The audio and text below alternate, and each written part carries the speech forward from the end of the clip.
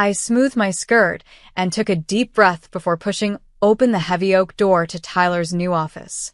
The sign on the door, Tyler Perry, President, still looked shiny and new. My husband glanced up from his computer, looking stressed. "Mary, I'm really busy." "What is it?" he said, barely looking up. I forced a smile.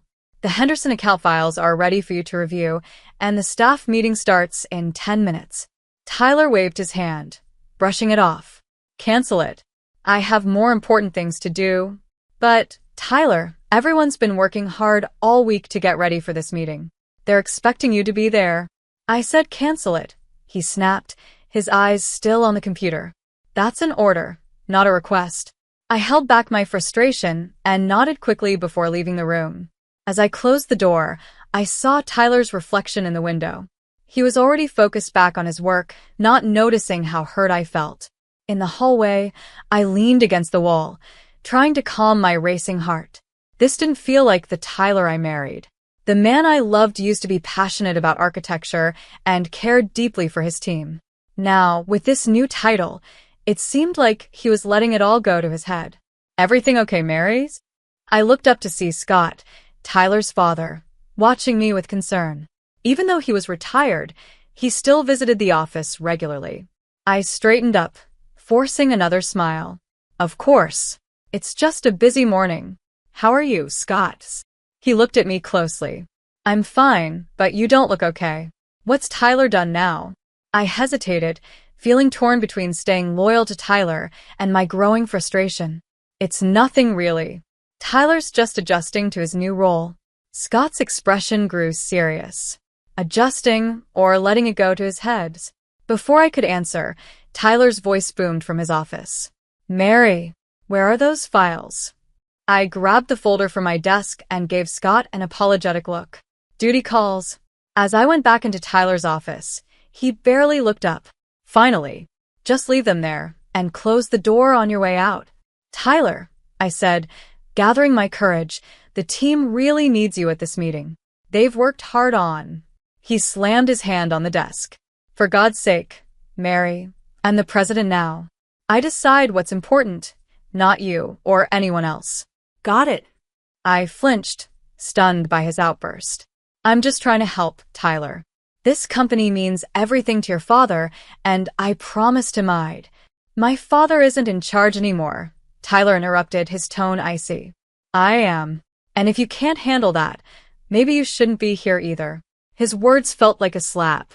I looked at him, searching for any trace of the man I'd fallen in love with, but all I saw was a stranger, lost in power and pride. "Fine," I whispered. I said quietly, "I'll cancel the meeting." As I turned to leave, Tyler's phone buzzed. He answered it, and his voice changed instantly to a smooth, charming tone. "Carol, darling." "Yes, I can't wait for our business lunch." "See you soon," he said. My hand froze on the door handle. "Carol." I didn't know the name, but the way he said it sent a chill down my spine. I glanced back and saw a sly smile on his face before he noticed me looking. "What?" he snapped. "Don't you have work to do?" I nodded without saying a word and quickly left his office, my mind spinning.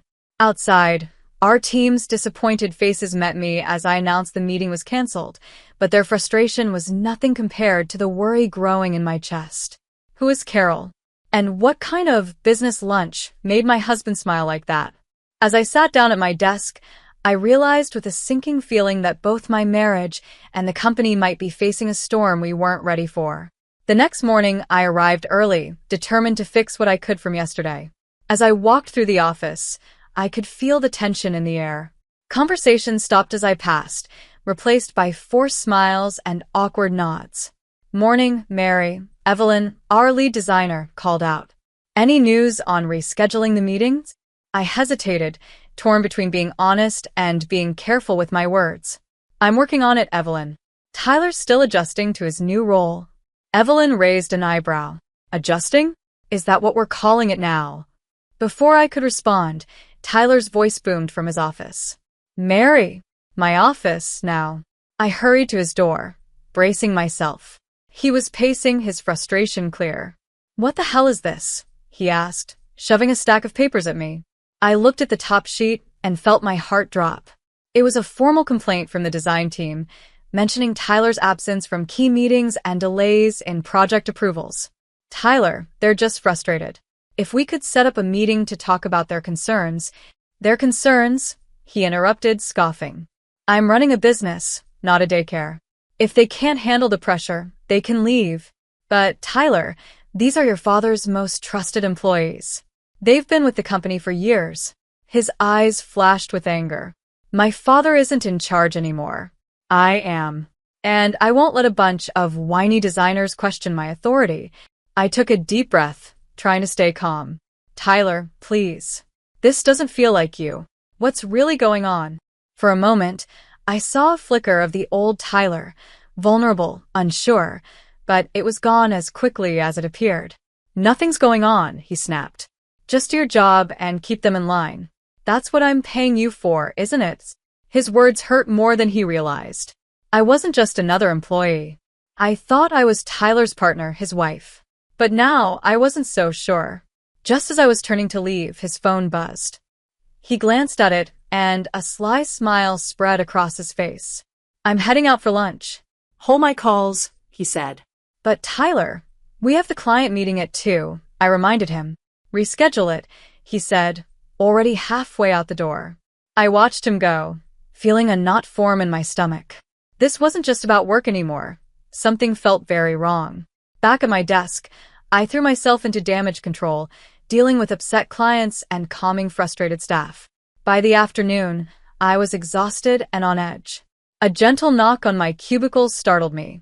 I looked up to see Scott, his face filled with concern. Mary, dear, got a minute? I nodded, grateful for the break. Scott sat across from me, his eyes kind but serious. I've been hearing things, he said softly, about Tyler, about how he's running the company. I swallowed, unsure of what to say. Scott had put his life's work into this company and trusted Tyler to lead it. How could I tell him it was falling apart? Scott, I started, but he raised a hand to stop me. You don't have to protect him, Mary, not from me. I've known something was wrong for a while now. I hoped he'd grow into the role. Tears stung my eyes. I don't know what to do, I whispered. He won't listen to me. He's pushing everyone away. Scott reached across the desk, squeezing my hand. We'll figure this out, Mary. Together. This company, this family, it means everything to me. I won't let Tyler destroy it. Just then, Tyler's voice boomed through the office. Where the hell is everyone? Don't we have work to do? Scott and I shared a look. The storm was far from over. I stood, ready to face whatever mess Tyler had caused this time. Scott's words, together, echoed in my mind. For the first time in weeks, I felt a small glimmer of hope. But as I rounded the corner, I saw Tyler standing there, his tie crooked and a smudge of lipstick on his collar. That glimmer of hope vanished. The man I loved was slipping away, and I felt powerless to stop it. Later, I trudged up the driveway, exhausted from another day of trying to keep things together at the office. All I wanted was a hot bath and a glass of wine. But as I reached for my keys, the front door swung open. A stunning blonde stepped out, her lipstick slightly smudged and her blouse buttoned carelessly. She froze when she saw me, her eyes widening for a moment before she quickly recovered. Oh, you must be Mary, she said smoothly. I'm Carol, Tyler's consultant. My world spun. Carol, the name from Tyler's phone call, the lipstick on his collar. It all came together with painful clarity. Consultant. I managed to speak, my voice barely above a whisper. Carol's lips curled into a sly smile. Oh yes, Tyler and I have been working very closely together. He's quite the visionary, you know. Before I could respond, Tyler appeared in the doorway, his face pale. Mary, you're home early, he stammered. I searched his face for any sign of guilt or remorse, but all I saw was panic and calculation. Carol was just leaving, he said quickly, guiding her toward her car. They exchanged a knowing glance before she drove off, leaving me alone with a man I suddenly felt I didn't know at all. I brushed past Tyler and went inside, my mind racing. He followed, already trying to explain himself. Mary, it's not what you think. Carol's just helping with some new projects. We were brainstorming ideas. I turned to him, my voice rising. Don't. Don't lie to me, Tyler, not now. He hesitated, his confidence crumbling. I didn't mean for this to happen. It just did. It just happened? I said, my voice shaking. Like you just happened to ignore your responsibilities at work? Like you just happened to treat our employees, our friends, like they don't matter? Tyler's face hardened. You don't understand the pressure I'm under. Dad left me with shoes I can't fill. I'm doing the best I can. By having an affair? By dragging the company down. I shot back. He stopped, frustration etched on his face. Look, things got complicated, but I can fix this. We can fix this. I let out a bitter laugh. We? There is no we anymore, Tyler. You made sure of that. As I said it, I realized it was true. Whatever we had, our marriage, our partnership, was gone, shattered by his betrayal and my own blind trust. Just then, Tyler's phone buzzed. He glanced at it, looking torn. It's Carol, isn't it? I said quietly. He didn't deny it. Mary, please let me explain. But I was done listening. Done making excuses for him. I grabbed my keys and headed for the door. Where are you going? Tyler called after me. Away from you, I replied. I need to think. As I drove through the dark streets, tears blurred my vision. How had it come to this? The man I loved, the life we built, it was all crumbling around me. My phone rang and Scott's name flashed on the screen. I hesitated, then answered. Mary, are you all right? You left the office so quickly, he said, his voice full of concern. His kindness broke through my walls, and suddenly, everything spilled out. Tyler's affair, the state of the company, my broken heart. Scott listened silently. When I finished, he spoke softly. Oh, Mary, I'm so sorry. This is my fault. I never should have put so much pressure on Tyler. It's not your fault, I insisted. Tyler made his own choices. Maybe, Scott sighed, but now we have to make ours. Come to my house. We'll figure this out together. I drove towards Scott's neighborhood, feeling a strange sense of calm. Tyler's betrayal was out in the open now, but I wasn't alone. For the first time in months, I felt a flicker of strength return. Whatever came next, I would face it head-on. No more excuses, no more blind loyalty. It was time to stand up for myself and for the company that had become my second home. The next morning, I walked into the office with my head held high, ignoring the whispers and sidelong glances. My talk with Scott last night had given me a new determination, but nothing could have prepared me for what I saw as I turned the corner. In the middle of the office stood Tyler, his arm around Carol's waist. She wore a pencil skirt and blouse that looked like something I would have worn just a few months ago. Everyone, Tyler announced, his voice loud and confident, I'd like you to meet Carol. She'll be joining our team as a special consultant. My heart pounded as I locked eyes with Tyler. His look dared me to say something. Carol smirked, clearly enjoying her new place in the company, and by Tyler's side, Evelyn, our lead designer, was the first to speak up. But Mr. Perry, we already have a full team. And Mary will be helping Carol get settled, Tyler interrupted smoothly. Won't you, dears? All eyes turned to me. I could feel the mix of pity and curiosity for my coworkers. I took a deep breath and forced a smile, though it felt more like a grimace. Of course, I managed. Welcome aboard, Carol. The next few hours passed in a blur of forced smiles and hidden tension. I retreated to my office, trying to focus on work, but my mind kept circling back to Tyler's betrayal. A knock on my door pulled me from my thoughts. It was Scott, his face full of concern. Mary, I just heard. Are you all right? I shook my head, holding back tears. I don't know how much more I can take, Scott. It's like Tyler is trying to hurt me in every possible way. Scott's expression turned serious. This ends now. I'm calling an emergency board meeting. Tyler's gone too far. Before I could respond, Tyler stormed into the office, his face red with anger. What do you think you're doing, Dad? He snarled. This is my company now. You can't just barge in here and... Enough. Scott's voice was firm, stopping Tyler mid-sentence. You've made a joke of everything I worked so hard to build. It's time you face the consequences. Tyler's eyes narrowed. Consequences? I'm just getting started. He reached into his jacket, pulled out an envelope, and tossed it onto my desk. Consider this my first official act as president. With shaking hands, I opened the envelope. Inside were divorce papers, already signed by Tyler. He looked at me coldly. You're fired, I whispered, feeling disbelief and hurt wash over me. Tyler's laugh was cold. Firing you? Oh no, Mary. I'm setting you free from this job, from this marriage, from everything. I looked down at the papers, my whole world crumbling around me. All those years, all our dreams, reduced to a few sheets of legal words. Tyler, please, Scott said, trying to calm him down. Think about what you're doing. Mary has been the backbone of this company. Without her, we'll finally move forward. Tyler snapped. Face it, Dad, your way is outdated. Carol and I have big plans for the future. As they argued, a strange calm settled over me.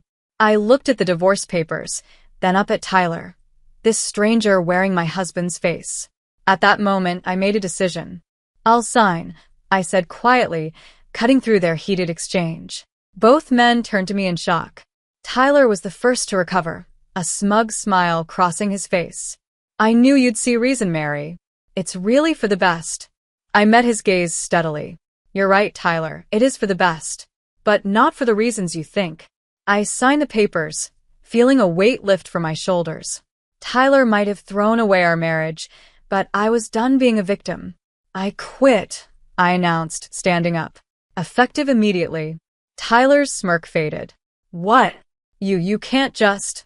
I can, and I am, I said firmly. Good luck running this company without me, Tyler. You're going to need it. As I walked out of the office, my head held high, I heard Scott call after me. Mary, wait. I stopped and turned back. Scott's eyes held a mix of pride and determination. I have a proposition for you, he said. One that might just save this company and give you the fresh start you deserve. For the first time in months, I felt a spark of hope.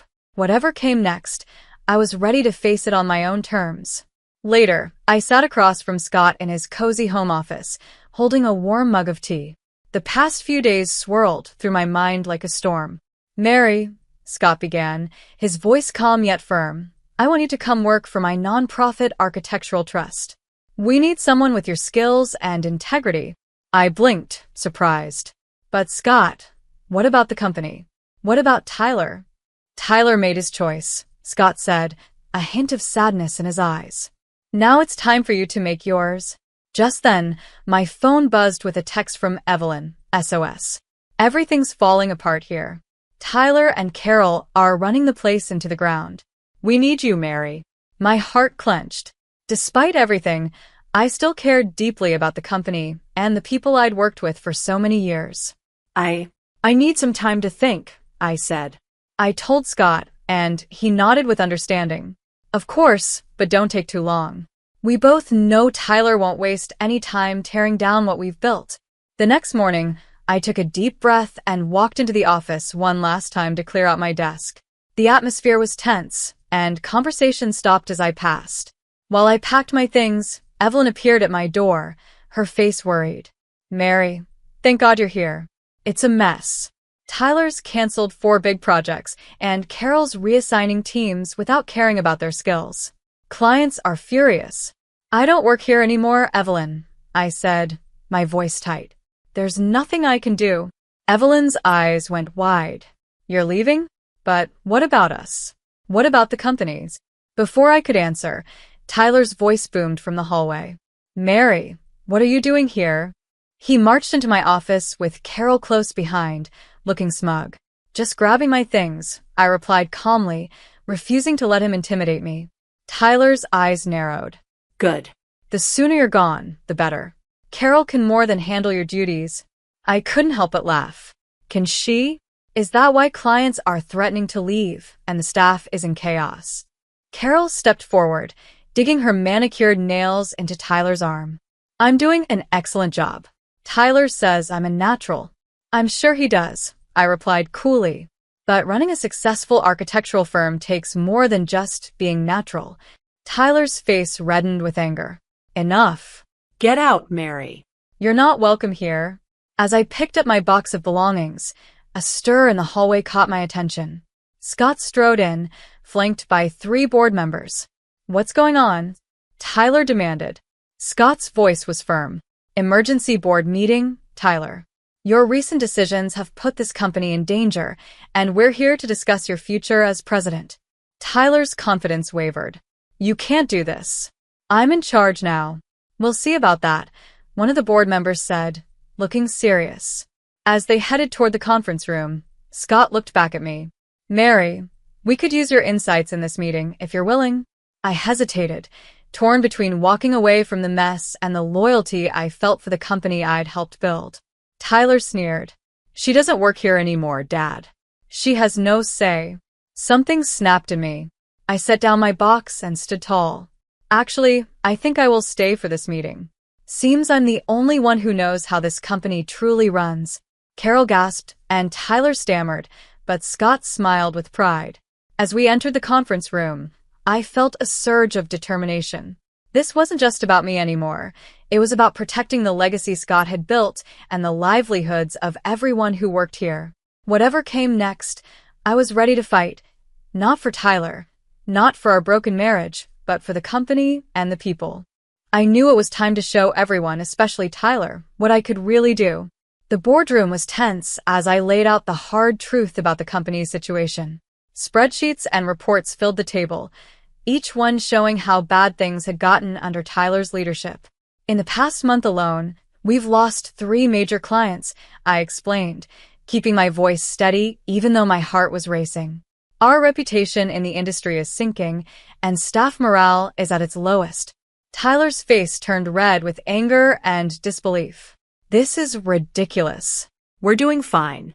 Carol and I have been working on new strategies that will what, Tyler's? Scott cut in, his tone sharp. Run us further into the ground?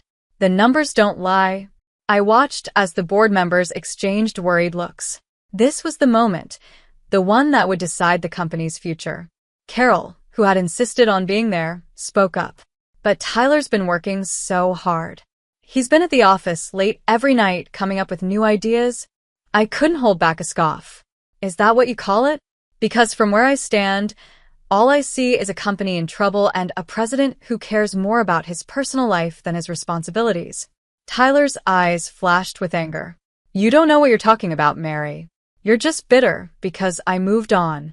Moved on? I laughed bitterly. You destroyed our marriage, and now you're destroying this company. That's not moving on, Tyler. That's burning everything down. Mr. David, the oldest board member, cleared his throat. I think we've heard enough. It's clear that something drastic needs to be done to save this company. Tyler's face went pale. What are you saying? I'm saying, Mr. David replied, that we need to think about new leadership, effective immediately.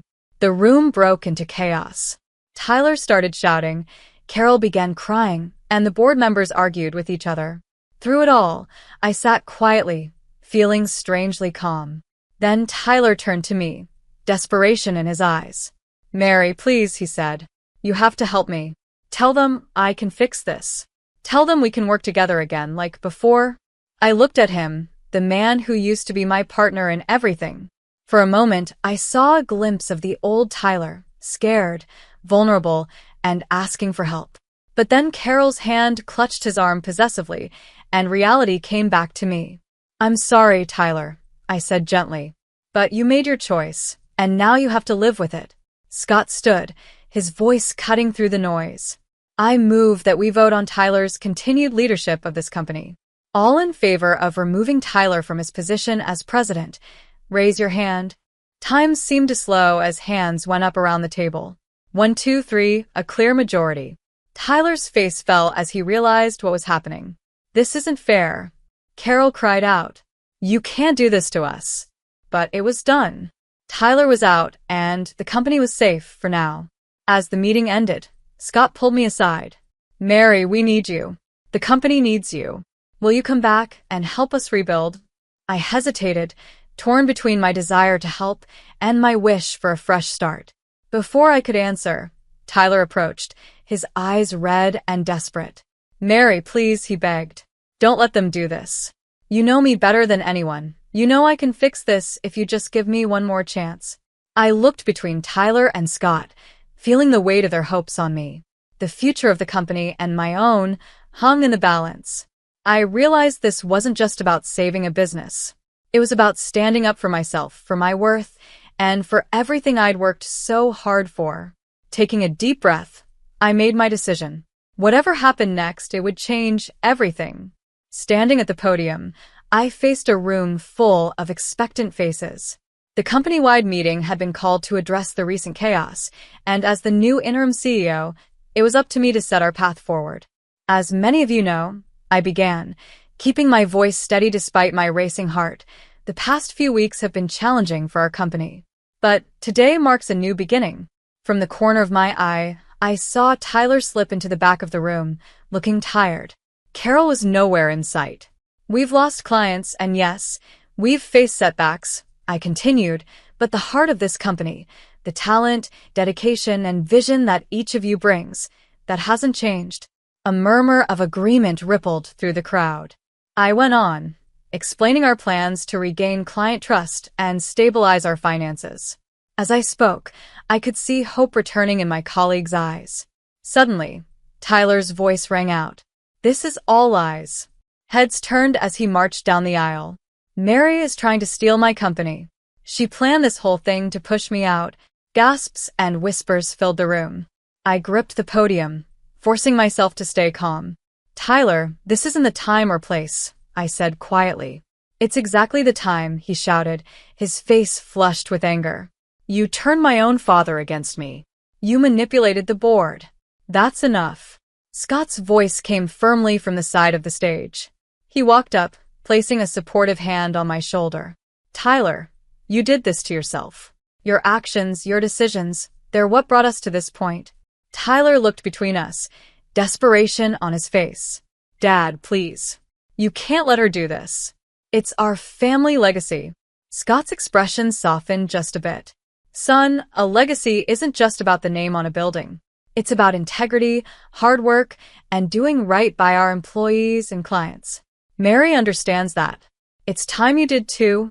A heavy silence fell over the room. I could feel everyone's eyes on us, waiting to see how this family drama would end. Tyler's shoulders slumped, and he looked drained, as if the fight had left him. "So, that's it? I'm just out?" he asked. I stepped away from the podium and approached him carefully. "It doesn't have to be the end, Tyler. There's still a place for you here, if you're willing to work for it." For a brief moment, I saw a glimpse of the man I once loved, vulnerable, unsure. But then his face hardened. "I don't need your pity, Mary. Or yours, Dad. I'll start my own firm. Just watch. I'll build something even bigger, even better." With that, he turned and walked out, leaving a stunned silence behind him. I returned to the podium, feeling the weight of hundreds of eyes on me. This was a moment that would shape not just my role, but the future of the company. "I know that was hard to see," I began, my voice a little unsteady.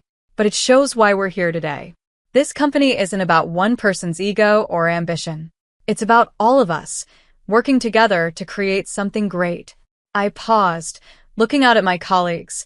Some looked uncertain, some hopeful, all waiting for a sense of direction. "I can't promise this will be easy. We have a long road ahead. But I can promise that every choice I make will be for the good of this company and for the people who make it what it is. That's all of you." As I went on to outline our plan, I felt a weight lift from my shoulders. The hardest part was over. Tyler was gone, and his last attempt to challenge me had failed. Now I finally had the chance to lead on my own terms. But when I caught Scott's eye, I saw a hint of concern, and I knew that while this chapter was closing, a new one was just beginning. The real test of my leadership and our company's strength was still ahead. 5 months later, I stood at the window of my new office, looking out over the city. The view felt different now. It wasn't just because I was in the building for Scott's nonprofit trust, but because I saw things with fresh eyes. A knock on the door pulled me from my thoughts. Come in, I called. Evelyn entered, her face glowing. Mary, you won't believe it. We got the Henderson Project. I couldn't help but smile. The Henderson Project was exactly the kind of responsible, creative design I'd always wanted to do. That's amazing, Evelyn. The team must be thrilled. They are. She nodded, and then hesitated. And there's something else you should know? I raised an eyebrow, waiting. Evelyn took a deep breath. Tyler's company, it's officially bankrupt. They filed for Chapter 12 this morning. The news hit me like a wave. Despite everything, part of me had hoped Tyler would find his way. And Tyler's? I asked quietly. No one's seen him in days. Evelyn nodded. No. But Carol, she paused. She came by earlier looking for a job. Said Tyler left her with nothing. I sank into my chair, taking it all in. The Tyler I'd once loved and built a life with was truly gone. In his place was a story of how quickly success could turn to ruin when built on the wrong foundation. Almost as if he knew I needed him, Scott appeared in the doorway. I heard the news, he said gently. How are you holding up? I managed a small smile. I'm okay. It's just a lot to process. Scott nodded, his eyes filled with a mix of pride and sadness. You've done amazing things here, Mary. This new wing of the trust, the projects you're leading, you're changing lives. We're changing lives, I corrected him. I couldn't have done this without your support. He brushed off my thanks. This was you, Mary. You took something painful and turned it into something beautiful. That's a gift. As Scott and Evelyn left, I was left alone with my thoughts. I thought about Tyler, about the life we'd shared, and the dreams we once had. I thought about Carol and how chasing status and wealth had left her with nothing. Mostly, though, I thought about myself, the woman I'd been at the start of all this, afraid to speak up, eager to please. She felt like a stranger now. My phone buzzed, pulling me from my thoughts. A text from an unknown number. It's Tyler. Can we talk?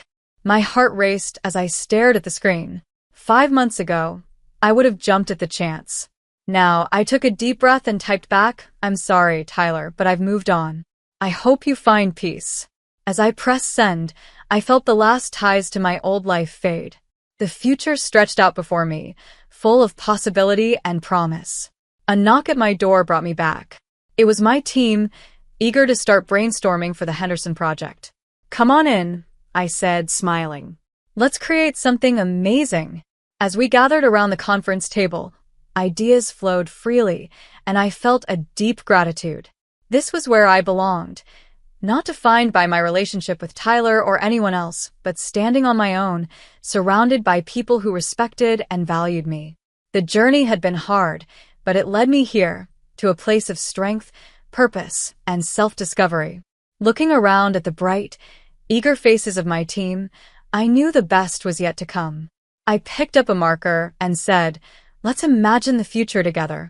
As we began to sketch out our ideas, I realized that this moment, this work, this life I'd built from the pieces of my old one was my true happy ending. It wasn't a fairy tale, but something even better, a fresh start I'd made with my own hands and heart. The road ahead might not always be easy, but I was ready for whatever challenges came my way. I finally understood that my worth didn't depend on anyone else's actions or opinions. It came from within, from the strength and resilience I had found in myself. And that, I realized, was the greatest victory of all.